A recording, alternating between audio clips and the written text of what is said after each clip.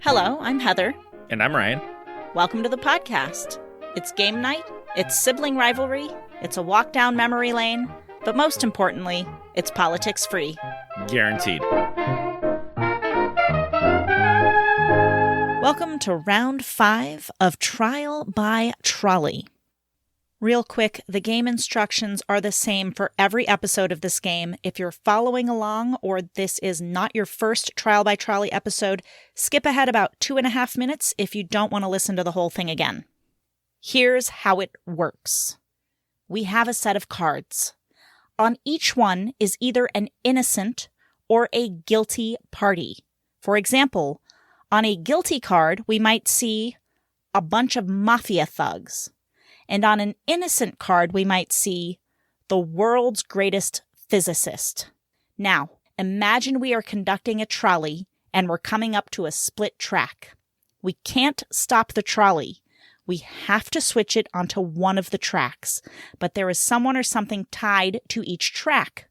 No matter which way we go, we are going to kill someone or destroy something. At first glance, the choice may seem simple. Using our example above, it would be easy for us to say, run over the mafia thugs and save the physicist. But there's a catch. And this is where we bring in the modifier cards. The modifier cards contain handy statements such as, killing them will release the 13 kids they have trapped in their basement, and would literally give you the shirt off their back. Now, if the world's greatest physicist has 13 kids trapped in their basement, and the mafia thugs would literally give you the shirt off their back, maybe the choice is no longer quite so clear. So here's what we're going to do. First, I'll read Ryan his cards, letting him know who or what is tied to each of the tracks, and he'll have to explain to me who he saves and doesn't save and why. Then we'll throw in the modifier cards and see if that doesn't change his mind at all. Then we'll switch it around and it'll be my turn. The scoring is entirely subjective. We can choose to reward or not reward each other however many points we want, and the other person just has to suck it up. Whoever scores the most points wins the ever-coveted Gloating Rights trophy. Until we play again. It should be noted that we are playing a modified version of this game because the correctly played version was too difficult for me to translate into podcast form. Also, once again, the game is called Trial by Trolley. It is sold by Skybound Games and is available at store.skybound.com. Link in the show notes. They are not a sponsor. The current running score is Ryan 38, Heather 60. You're just kicking my ass, Heather. You were very generous in the last round. I'm going to try to make up for my lack of generosity in this round. I'm going to give you some of the dumbest answers ever. Also, just to see if I give you points like I said. Also, I might have a lisp now. Why? Because I have Invisalign in. We're going to roll with it. I already have a lisp without Invisalign, so it'll just be two siblings lisping away. Ridiculous. Ryan, it's ridiculous. Ryan, are you ready for your cards? I am.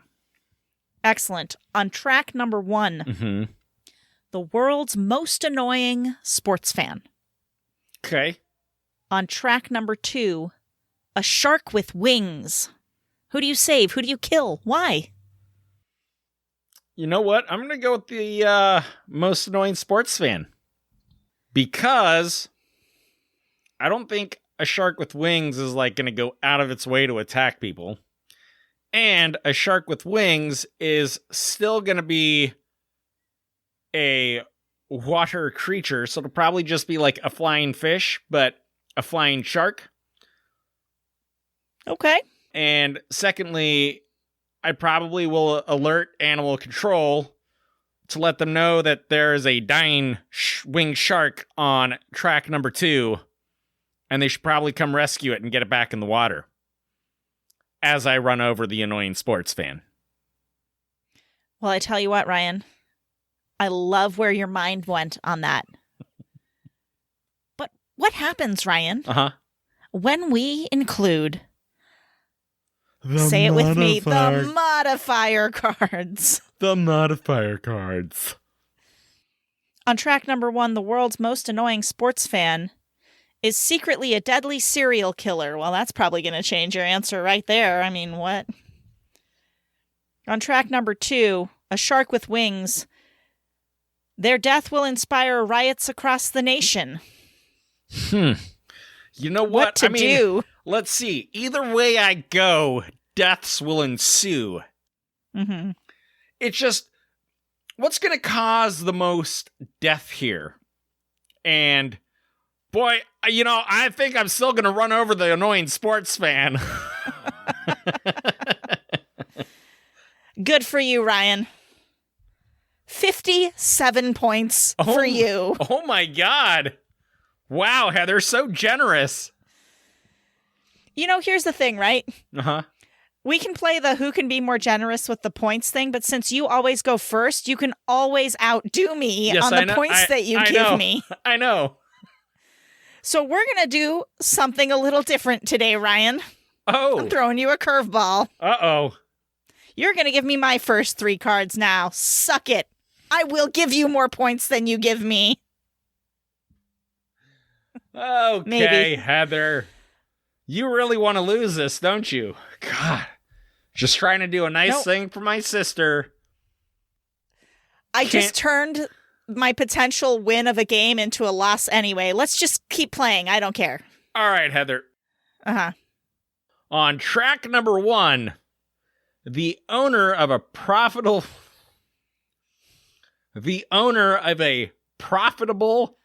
dogfighting business.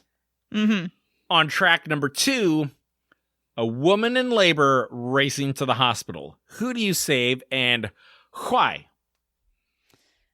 Well, Ryan, Mm-hmm. I'm going to save a woman in labor.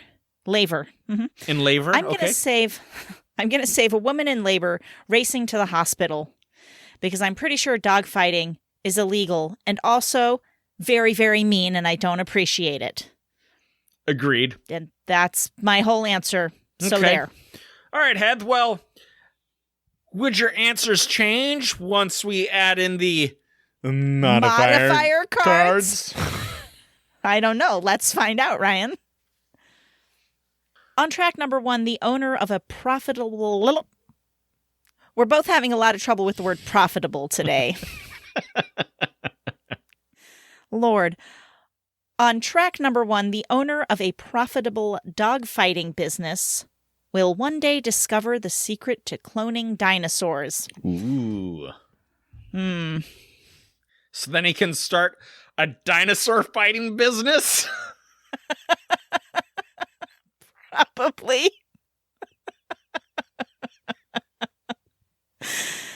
On track number 2, a woman in labor racing to the hospital is 98 years old. Oh Here's the deal. I'm still going to run over the dogfighting business guy. I don't want dinosaurs coming back. That's the most ludicrous idea ever. Just watch one Jurassic Park movie. It's not a good idea. What if they were miniature dinosaurs? Like let's say the T-Rex wasn't any bigger than, say, a lion. A lion? But still too big. What? A lion? I thought you were going to say like an ant.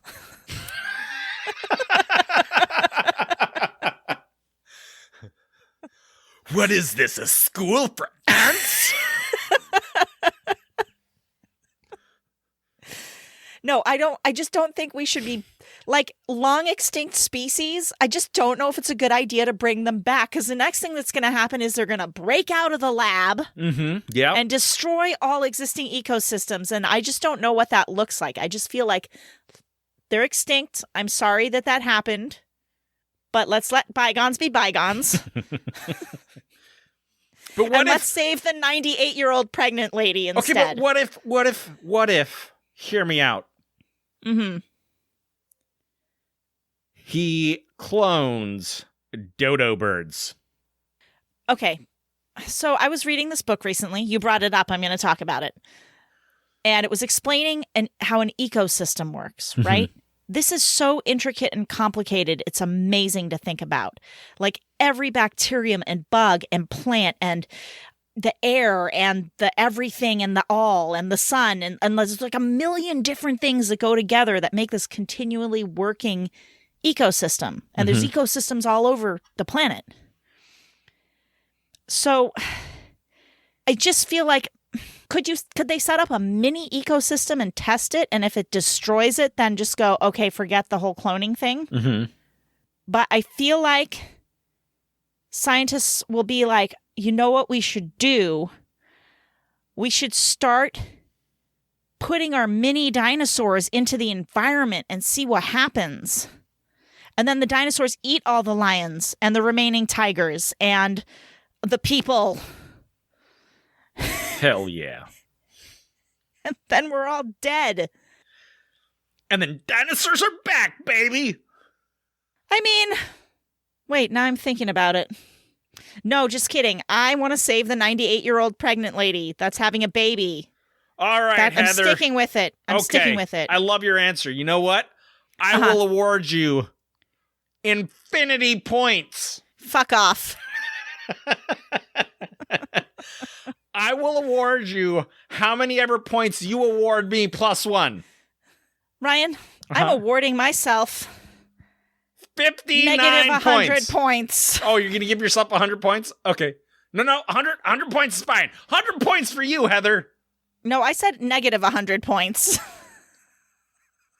100 points positive. Great, I'll take it. All right. Ryan, are you ready for your next card? I am ready for my next cards. Great. On track number 1, Batman issue number 1, mint condition. Oh. On track number 2, Your Best Friend. Just want to let you know I did Google what the value of Batman issue number 1 mint condition is. Mm-hmm. The very first result was like $1.5 million. Something to think about while making your decision here. You know what? I think my bestie would understand. You're a shitty friend, Ryan. It's okay. Now, I would give some of the proceeds to his wife. Well, you know what? That is so nice of you. Now let's see what happens when we add the modifier cards. The modifier cards. On track number 1, Batman issue number 1 mint condition has undetected terminal cancer. That lowers the value, just so you know. Damn it. On track number 2, Your Best Friend is actually just one of 329 identical clones. Oh. Well, I'm definitely running over my bestie then. Why not? There's 328 more of them. But do they all have the same soul? Should we have a philosophical discussion about clones? Heather. What? Is it a hot topic? I don't know. Are clones a hot topic? I don't know. I haven't heard it talked about much in the news. Let's just assume they share a soul, Heather. Okay, fine. So what you're going to end up with is 328 best friends you didn't even know you had. But when he comes back, I'll be like, oh, fuck, hey, what's up? I thought I ran you over. And then he's going to be like, yeah, I don't forgive you. And then he's going to sue you, and you're going to lose all your millions from the Batman issue mint condition. Are you so what are we sticking with here? You're going to run your best friend over? Are we still doing that? What? He can't sue me. He can't sue me.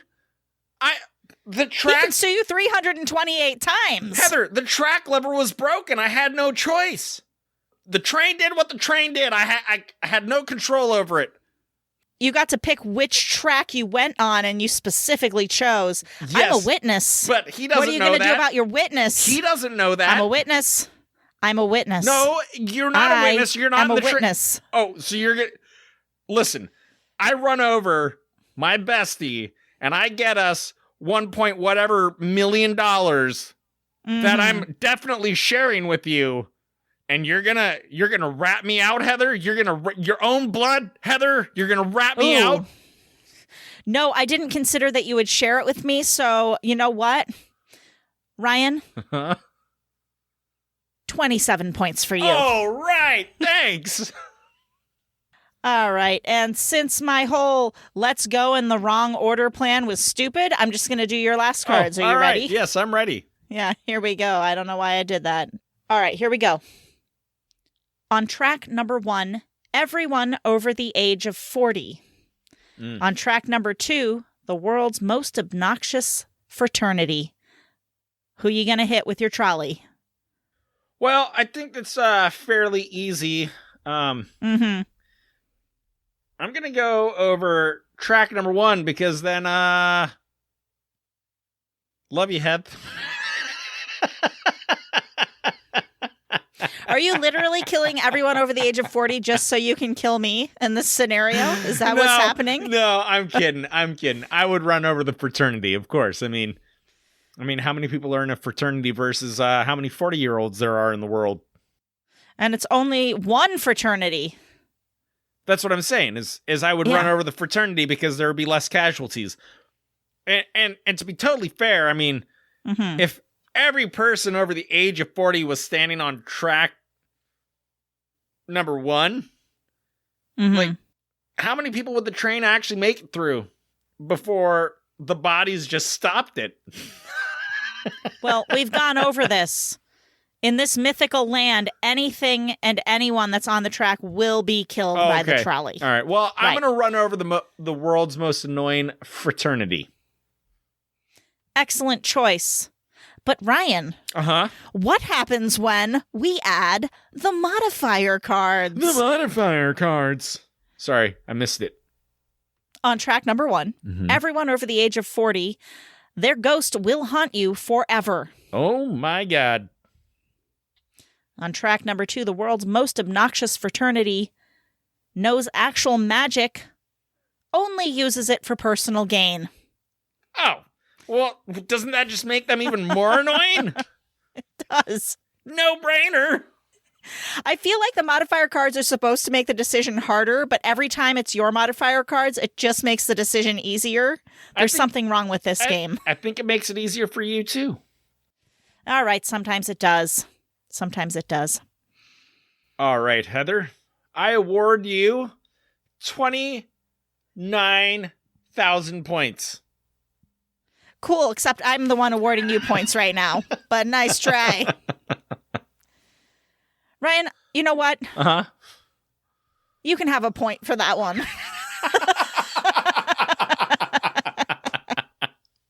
Thanks, Heather. You're welcome. I just realized all the math is getting really high numbers, and it makes me take longer to figure it out. So I had to go back lower to make my job easier over here. Good Lord. Ryan, your new running total is 123 points. Awesome. All right, hit me with my last 2 cards. Sorry, everybody. I messed this up by going in a weird order. Disappointed We're coming back in you, around. Heather. Disappointed in you. I'm disappointed in myself, Heather, Ryan. on track number 1, every nurse on Earth. On track number 2, an award-winning middle school robotics team. Who do you save and why?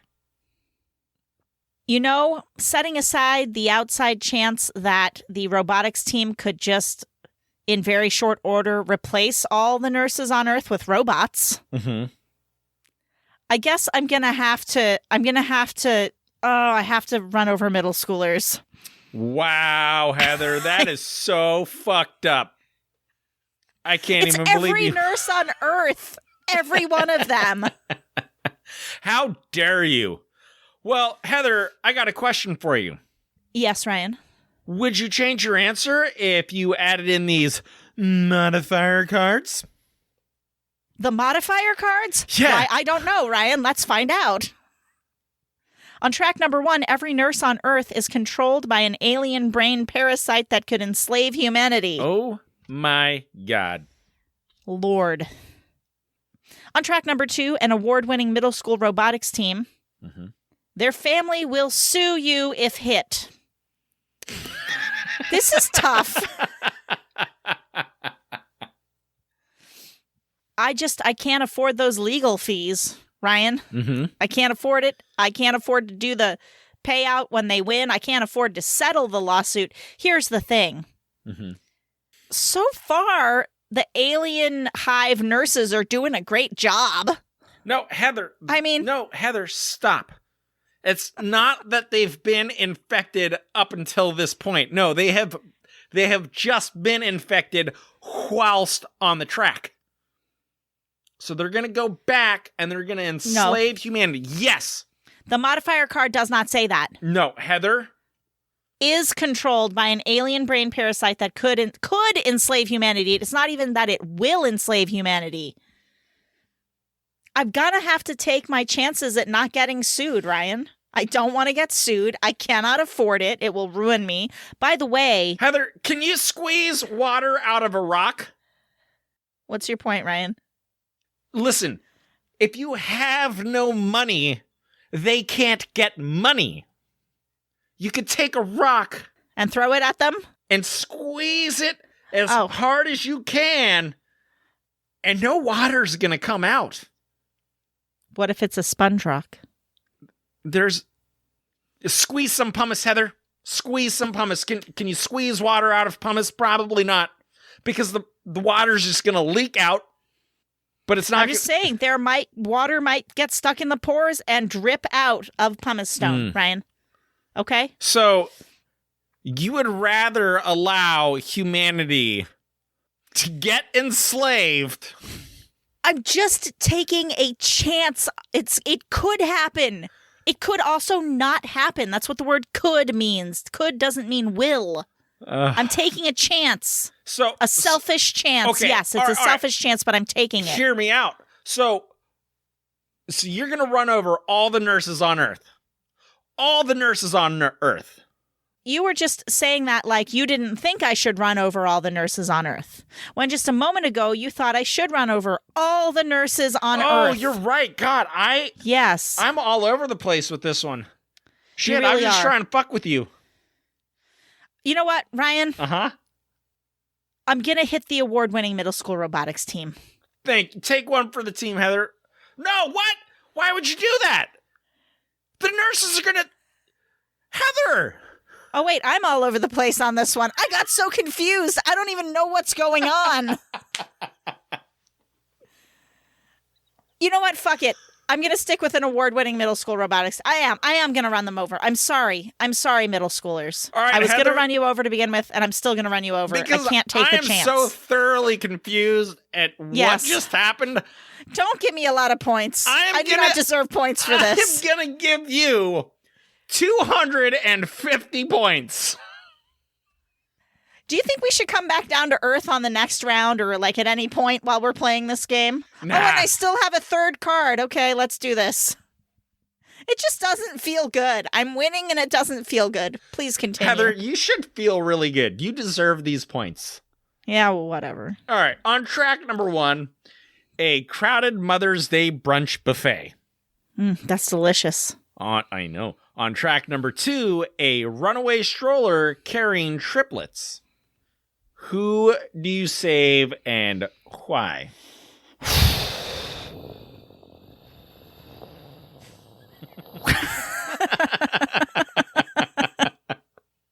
Well, I should save the Mother's Day brunch, shouldn't I? There's more people there. Mm-hmm. The triplets, that's just 3 people. Yeah. It's hard because I'm assuming that because they're in a stroller, they're babies. It doesn't feel good to hit babies with my trolley. Yeah. But I guess I just got to go with the numbers. But how many babies are there at the Mother's Day brunch? Probably a lot more than 3. Oh my God. There's a lot more babies at the Mother's Day brunch. Confirmed. I will run over the triplets. Well done, Heather. But thank you. Would you change your mind with these cards that modify the other cards? Stop it. I'm going to say it, okay? Because you can't do it right.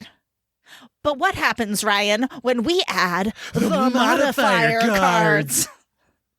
On track number 1, a crowded Mother's Day brunch buffet was just starting to turn their life around. A lot of troubled people at this brunch, apparently. On track number 2, a runaway stroller carrying triplets wrote you into their will as the sole beneficiary. Ryan, I don't think 3 triplets have that much to leave behind for me when they're babies They've in a got stroller. their crib and their ABC blocks, Heath. Oh, look, here's the thing. I don't know anything about these triplets. I'm going to assume they're probably Well, they're you know they homeless. wrote you into their will, Heather. You know that about them. But I also know that they're homeless. Because why not? Well, probably because their fucking mother's over on the other track and forgot about them. The mother's at the brunch. She's at the Mother's Day brunch without her children. She deserves to lose her triplets. But you know what? The other thing is this whole crowd of people at the Mother's Day brunch buffet, they're like just coming up out of whatever hell they've been in. They're just starting to turn things around, meaning... And they're about to witness you kill 3 babies. Yeah. I might have to take out the Mother's Day brunch. What if these 3 babies are like the son of a billionaire or the sons or daughters of a billionaire? Then I'd really kill a bunch of people for money. I mean, I would. Inadvertent assassin. You know what? Screw it. I'm taking out the Mother's Day brunch. Oh my God, are you serious? I'm serious. You I want the money. Holy sh! Heather, Yes, Ryan. you got some balls. I'm going to award you 55 points. Oh my God, I was expecting negative. Thank you for that. Now, my new running total is 465 points. Oh my God, Heath, you're killing it. I'm proud of you. Compared to your 123. You know what? Uh-huh. Gloaty gloat gloat. Okay? Now, Ryan, Uh-huh. I went to ask Reddit. Oh. And I asked Reddit 2 questions pertaining to this week's game because I wasn't sure anyone was going to answer any of the questions. Okay, in honor of all of the people over 40 that were on the track, I asked Reddit the following question. What's the best thing about being over 40 and why? From Waffles and Gravy. Wait, but Heather, I want to know from you firsthand. What is the best thing about being over 40? Realizing how... Okay, here's what it is. It's a recognition of the things that are actually important in life versus the things that don't matter. Because then when little things happen that don't matter, you don't really care. Do you know what I mean? Sure. As opposed to when I was like 17 or 20, I would have been like, oh my God, end of the world. Now I'm just like, yeah, okay. I kind of figured that might happen. Or do you know what I mean? Or, okay, I'll do something else or whatever it is. I like that. It's like I'm more calm. I feel like I'm more of a calm person in my 40s. That would be my immediate answer to that question. Next year, I'll ask you that question. I won't be over 40 next year, Heather. I'll be. You will after your 40th 40. birthday. I'll wait 2 years to ask you that fucking question, you stupid asshole who thinks you're so young and great and wonderful, but you're not. You suck. Wow. Also, I love you. Now, the question is, what's the best thing about being over 40 and why? Nobody really answered the why. I got 2 answers. That's up from only 1 answer last week. Nice.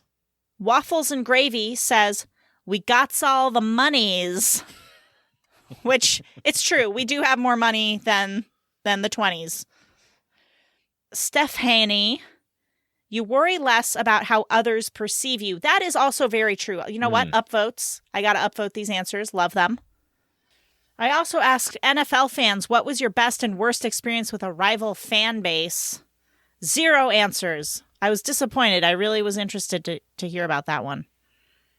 All the Philadelphia Eagles fans were like, screw you for asking this question. Really? Just kidding. Oh. Because nobody lets go of the Santa Claus thing. What's the They Santa don't like Claus it. thing? Like back in the 70s or something. I forget the exact circumstance, but they just started pelting like cans and hot dogs and shit at the Santa Claus that was at the game. Oh. It was during the holiday season. I can't remember the exact story, but like the whole NFL world was like, Philadelphia, you will never live this down. And Philadelphia's like, we will kill you if you bring this up.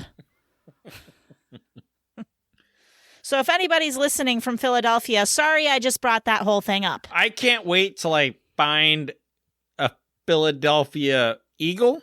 Is that what you said? Eagles? Yes. Philadelphia. I can't wait till I meet a Philadelphia Eagles fan. And I'm going to bring it up. Okay. We'll Make sure that you have some sort of weapon with you. Self-defense. Before you do that. You know what I got, Heather? I got this and this. In case anybody wants to know what he's talking about, he just held up each of his fists one at a time. Great. I'll be in such good hands if I'm with you at the time that you decide to do this stupid thing. Hilarious. All right. I guess next week maybe I'll do a little more hunting for some actual stories. Because this has been a poor show the last 2 weeks. I'm sorry, Heather. I didn't bring the stories, darn it, and I'm not going to apologize because you're not supposed to as a podcaster, but I'm sorry. Don't apologize, Heather. Own it. Just own it. I'm just saying I'll get some better stories next time when we come back for round 6 next week. Until then, I'm just going to ask for one thing. One thing. What's that? Just tell somebody about the podcast today. That's it. If you've been liking it, tell someone. And other than that, have an awesome week. Until we play again.